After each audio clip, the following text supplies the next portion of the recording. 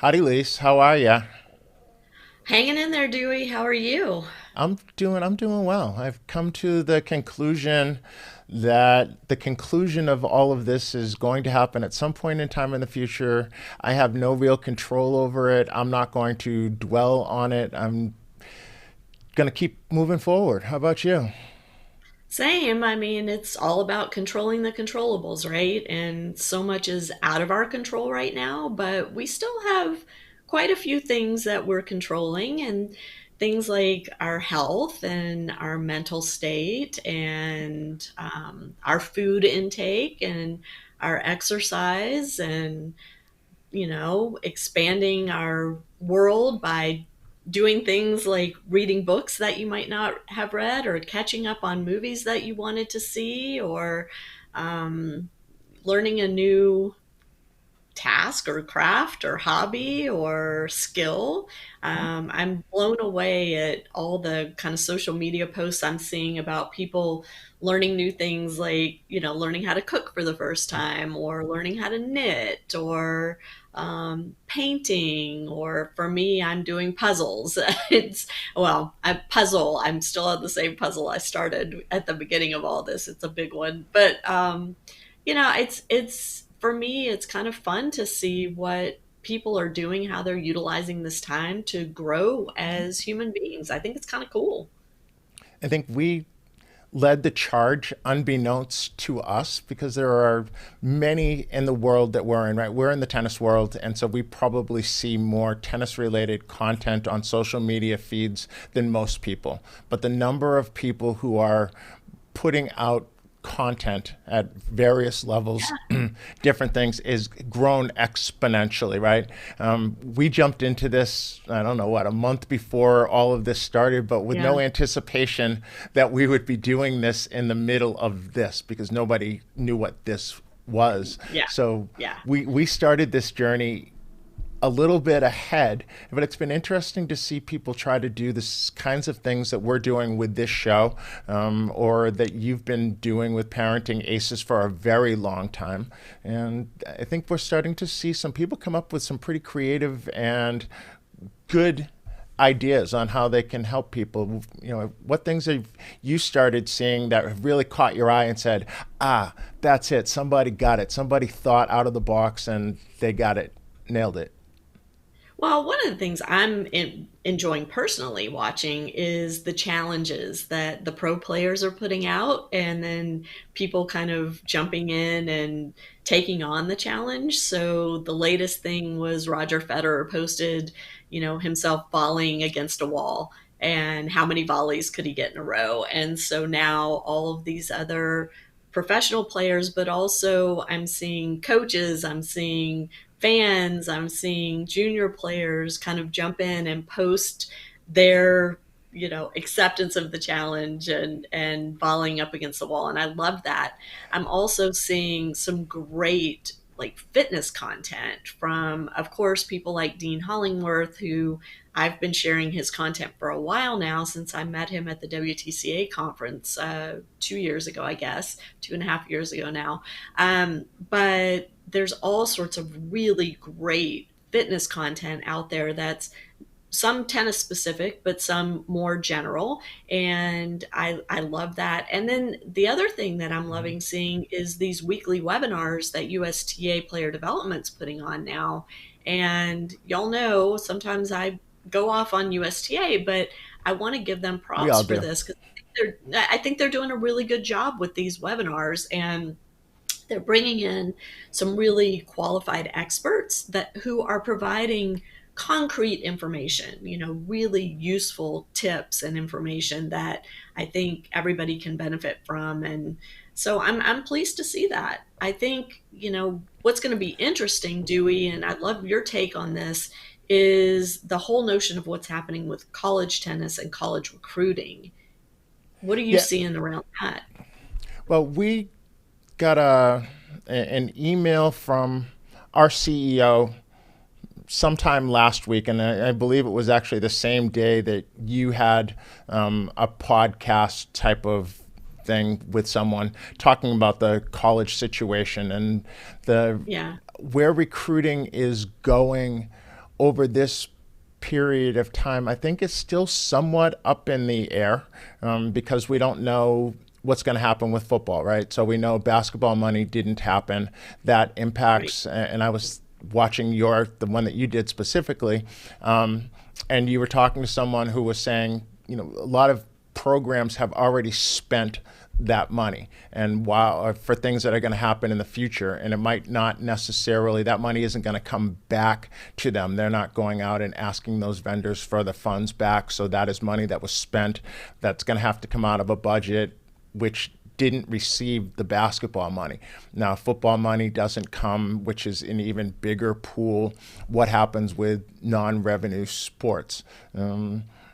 And then there's the whole thing of, well, what happens with those that have an extra year of eligibility? And I think what we heard through our CEO, who speaks to college coaches all the time, he is the person within the program responsible for the whole college recruiting process with our players, was on the Division III side.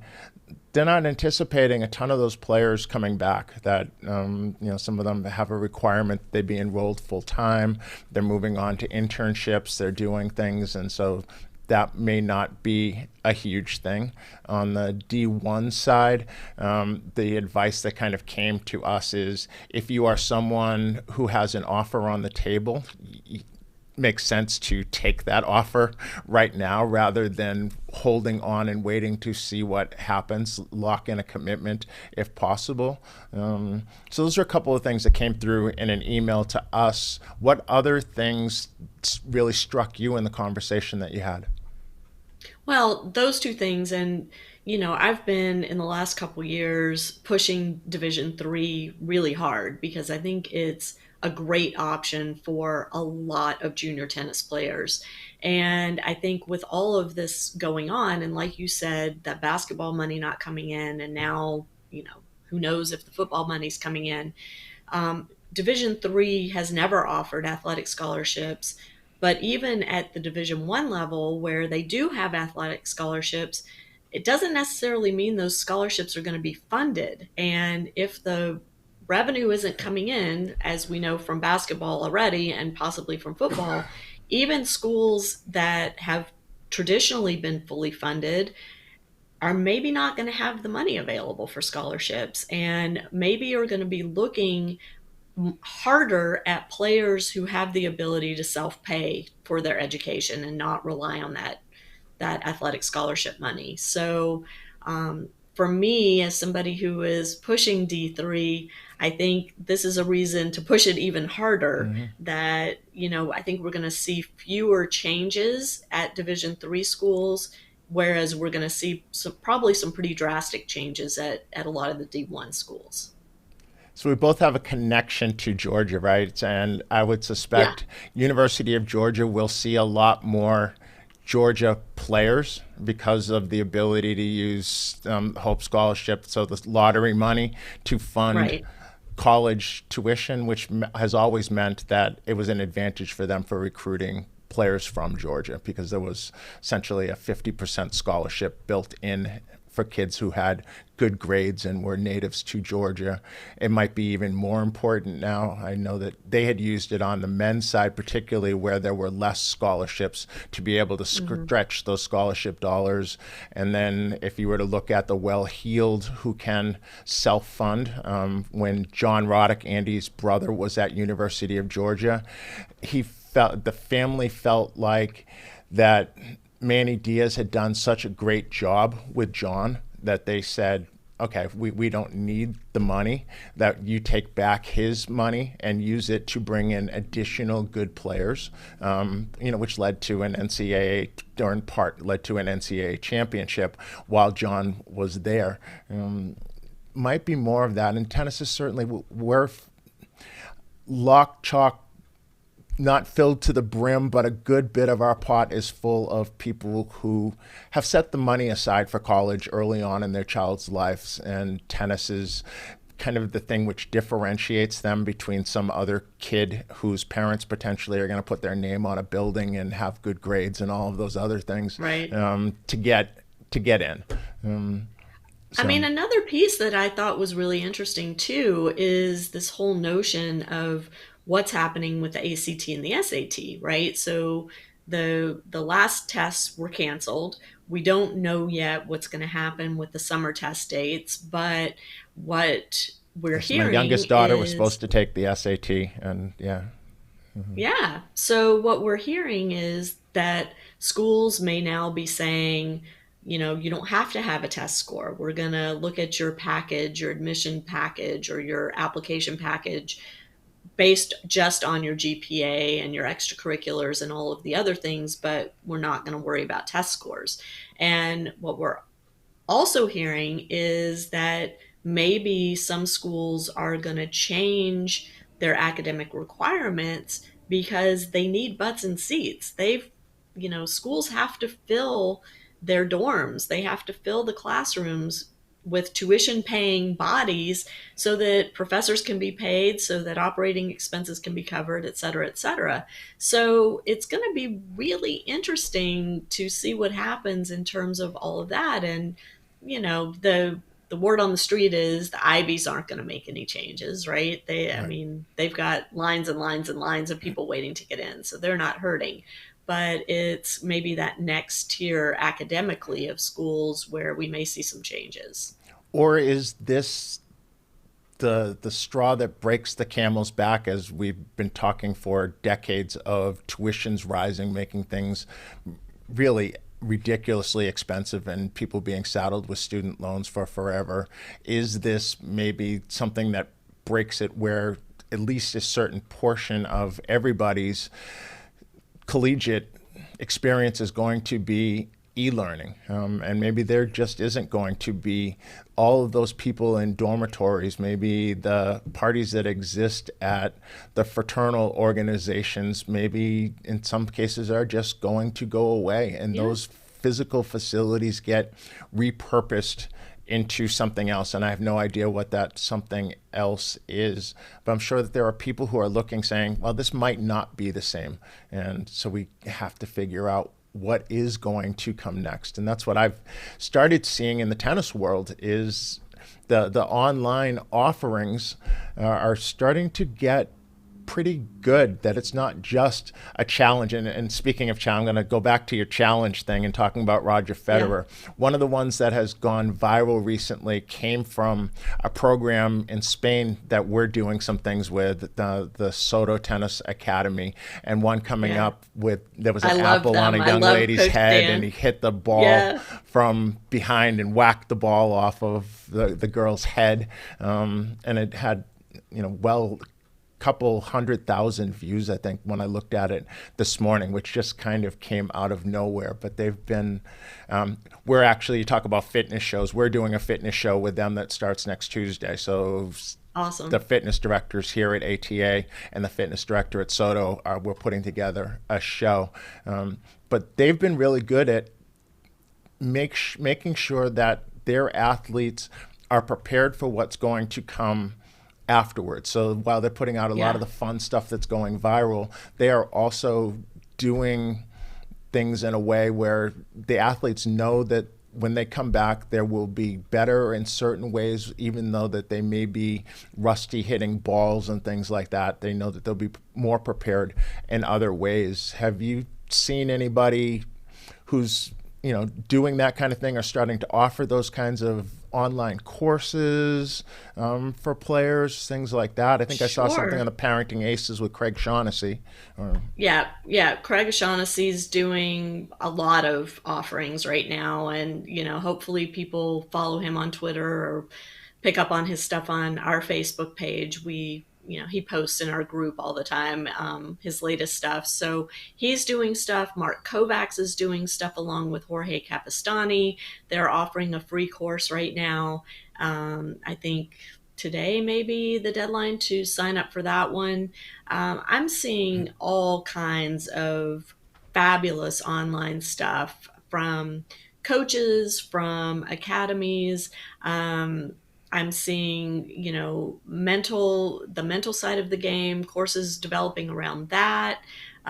David Benzel has been somebody who has been offering free webinars for years, and we've promoted them on Parenting Aces, and he's been on our podcast many times talking about his work with families and training the mental side of the game. I know Jorge Valverde, for his clients, is offering some additional kind of free content, but you have to already be signed up for one of his other programs. So it's He was not just actually in free to our the academy. public. He came into Yeah. our Zoom Academy practice on Monday and Oh, presented cool. to just our academy because we are a client of his. Yeah. So, I mean, I think a lot of coaches are understanding kind of this whole thing. I published an article early on in this about how we need to continue to support the coaches, but at the same time, the coaches need to make sure they're offering things of value to entice the tennis families to continue to support them financially. And I think a lot of coaches have really stepped up to that challenge. I'm very pleased to see that. I'm a little surprised at the lack of content and information we're seeing directly from the coaching certifying organizations. I was kind of expecting to see more coming out of those, and maybe lending guidance to their certified coaches about how to maintain an income stream during all of this. Maybe that's coming. I don't know. Maybe it's privileged information, and since I'm There not are a certified coach, I'm not seeing it. some of it's a U.S. thing because some of the other national federations are putting together programs to help financially support the coaches, and probably more Well, so I did where they're see, licensed yeah, rather than certified.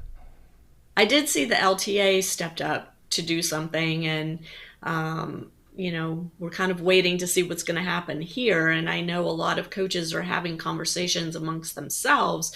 I'm, part of all these Facebook groups that are coaching groups, and I just kind of lurk there. But there is a lot of conversation going on around, what's going to happen if they can't get back on the court and teach, and how are they going to pay their bills and stay in their homes and support their families, which is, a real concern, and it's frightening. And I think if we want our industry to survive this and come out on the other side stronger than when we went in, then there's going to have to be some level of financial commitment from the organizations that have the means to help support the coaches and the players. I mean, we're seeing all kinds of online conversations among the lower level professional players. Yeah, I have no idea where that is going. I do have a prediction though. I have a that um, there are two types of people providing real resources online, and those are people who feel like they need to do it and are very uncomfortable doing it at this moment in time, and they need to keep doing what they're doing, but with the expectation that as soon as we're able to get back on the court, they're not doing this online stuff anymore, because if you're not comfortable with it, it's going to show through in a camera like this, and then get back on the court and do it. And there are others who view it as an opportunity to do some things that they've always wanted to do digitally, virtually, and they're really digging into creating the kind of resources which could be marketed as an online academy going forward, where they work with players remotely. So lots of players who are in places who they don't have good coaching. I think that was our first show actually, was what do Yeah, you do if you're in a place and you don't have good coaching? right.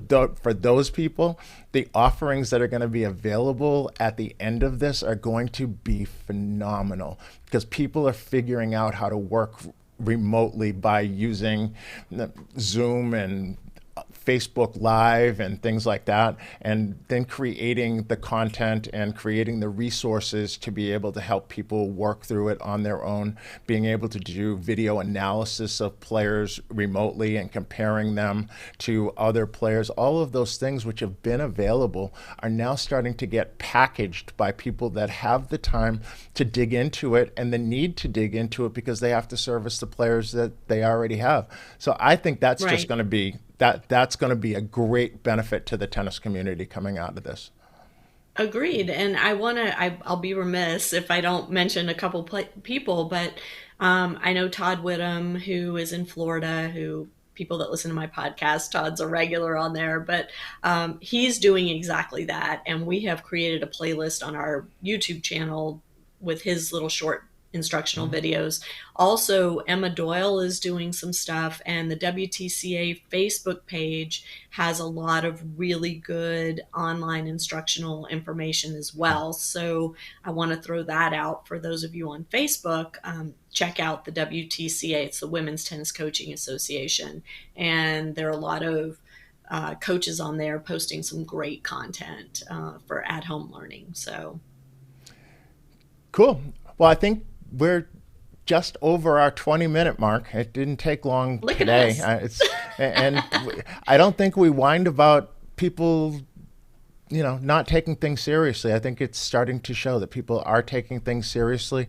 I want to caution people that just because you hear better numbers coming out of somewhere like New York does not mean we're anywhere close to the end of this. I hear people now talking about what will happen, the number of deaths, but now they're talking about the number of deaths by August. So that means we're going to be in this for a minute.